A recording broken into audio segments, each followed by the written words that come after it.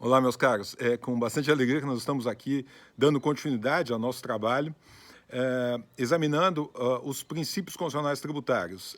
Anteriormente, nós examinamos o princípio da legalidade e da anterioridade, e neste vídeo nós pretendemos examinar o princípio da irretroatividade, da vedação ao confisco e da liberdade de tráfico, que também são princípios constitucionais que estão vinculados aos direitos fundamentais de primeira geração e dimensão, notadamente o direito à propriedade e o direito à própria liberdade. Bem, iniciando aqui com o princípio da irretroatividade tributária, ele está contido lá no artigo 150, inciso 3º da letra A da Constituição, em que, mais ou menos nesses termos, proíbe-se que sejam cobrados tributos em relação a fatos geradores ocorridos antes do início da vigência da lei que os houver instituído ou majorado. Vejam, o princípio da irretroatividade é muito conhecido na área jurídica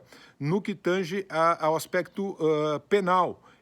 E qualquer estudante de direito no início da faculdade já conhece aquele velho princípio que não há pena sem lei, não há crime sem lei anterior que assim o estabeleça, né? Nem pena sem a prévia cominação legal. Vale isso também para o direito tributário. Aliás, o direito tributário e o direito penal têm uma intrínseca relação, e essa relação decorre de um fato muito visível, que são ramos do direito que visam proteger o cidadão da ação do Estado. Se lá no direito penal o que se protegia era justamente a liberdade e a própria vida, aqui no direito tributário a liberdade, a propriedade do cidadão. Por isso que nós vamos encontrar princípios comuns, como, por exemplo, o próprio princípio da legalidade que nós estudamos no momento anterior. Bem, aqui há, inclusive, uma certa imprecisão redacional no texto da Constituição, porque quando a Constituição menciona que não é possível cobrar tributos em relação a fatos geradores ocorridos anteriormente à vigência da lei que os houver instituído ou aumentado, bem, não há de se falar em fato gerador tributário sem que haja uma lei prévia dizendo que aquilo é um fato gerador tributário, né? Vocês imaginem o seguinte, eu falava antes, no vídeo anterior, sobre o eventual imposto sobre as grandes fortunas. Se viesse a ser instituído, o fato gerador seria ter uma grande fortuna definida em valores tais, né? O fato de alguém ter uma grande fortuna antes da entrada em vigor da lei, não há de se falar que fosse um fato gerador tributário, tal qual ocorre no direito penal. Não há um fato típico antes de uma lei vir a dizer que aquilo é um fato típico, um fato, enfim, linguagem popular, criminoso, né? E é um princípio também fácil de se compreender, porque as leis devem ser aplicadas em relação ao futuro e nunca em relação ao passado. O direito não regula o passado, o direito regula o futuro. Aliás, há uma frase que, sinceramente, não lembro do autor, mas segundo a qual leis retroativas só tiranos as fazem, só escravos as obedecem.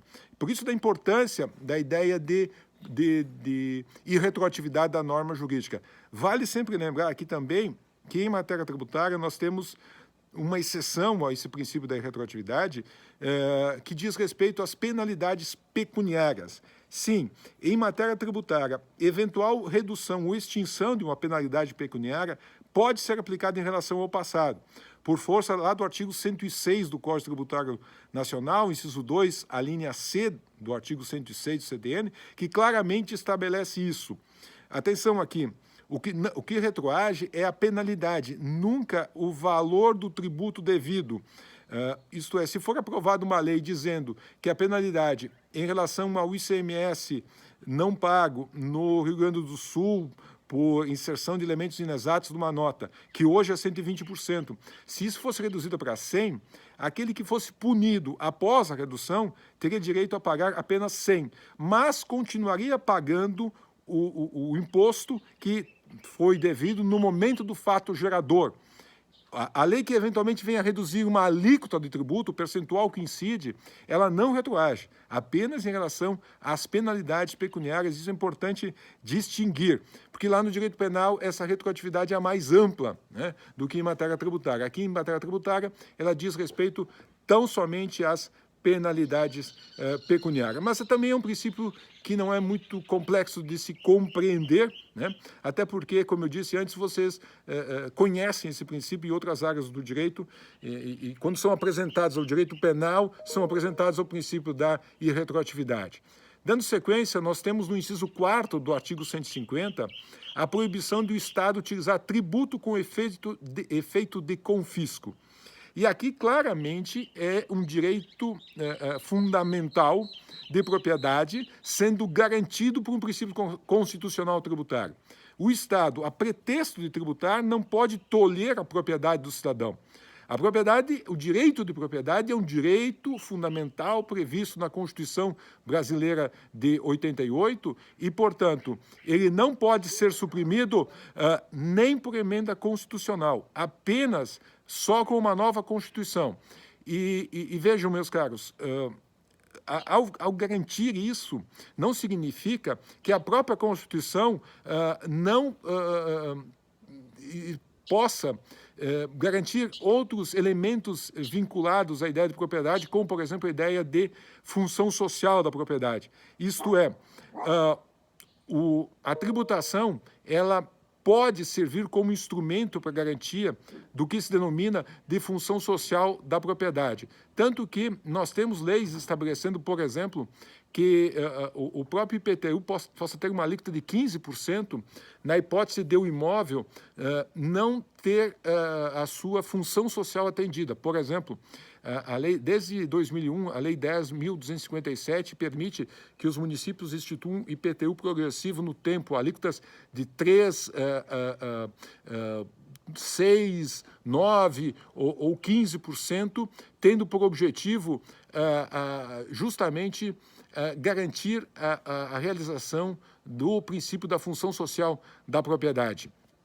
E isso vale também para o ITR, cujas alíquotas podem chegar até a 20% em relação a imóveis improdutivos. Mas vejam, é uma exceção ao princípio da vedação ao confisco prevista no próprio texto constitucional. Não é possível criar uma exceção via lei, porque qualquer nova exceção a esse princípio constitucional, evidentemente, seria inconstitucional. E aqui, como isso se manifestaria? Bem, é muito claro compreender a manifestação da vedação ao confisco. Imaginem uma alíquota de 90% em relação à renda do cidadão. Obviamente, o imposto de renda com tal alíquota seria inconstitucional porque implicaria confisco. Ou o imposto que incide sobre a propriedade, cuja base de cálculo seja o valor do bem, com uma alíquota de, por exemplo, 20%. Ao cabo de 5 anos, o imóvel perderia o seu valor econômico. Não existe uma norma jurídica que estabeleça matematicamente esse limite.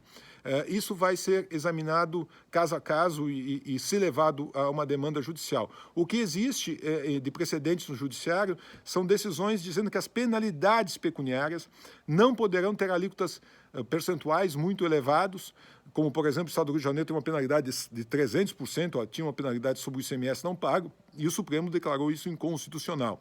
Atualmente, o entendimento do Supremo é que multas que excedam a 100% do tributo devido são inconstitucionais por afetarem o princípio da vedação ao confisco.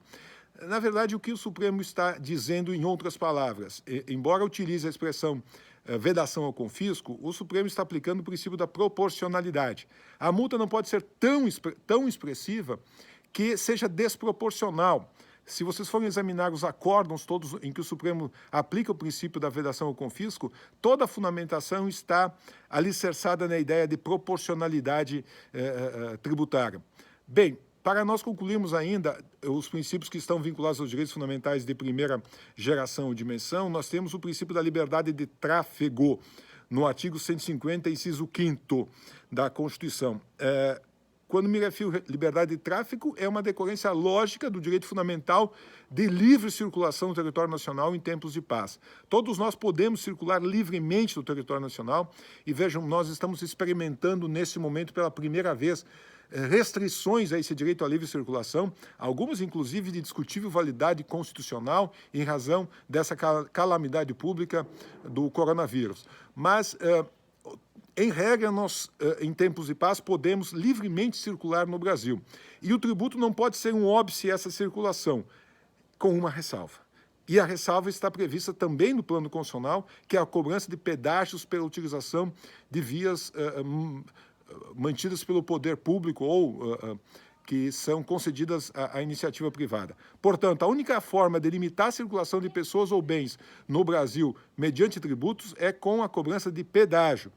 Em vista disso, mostra-se claramente inconstitucional qualquer outra espécie de limitação, como, por exemplo, chegou-se a aventar recentemente no município de Porto Alegre, no Rio Grande do Sul, a cobrança de um determinado valor pela entrada de pessoas na cidade de Porto Alegre. Ou ainda, meus caros, com todo o respeito, me parece claramente inconstitucional aqueles pedágios cobrados, por exemplo, em cidades litorâneas. Em Santa Catarina nós temos um exemplo, em Bombinhas, que não servem para a manutenção da rodovia, servem apenas para a arrecadação.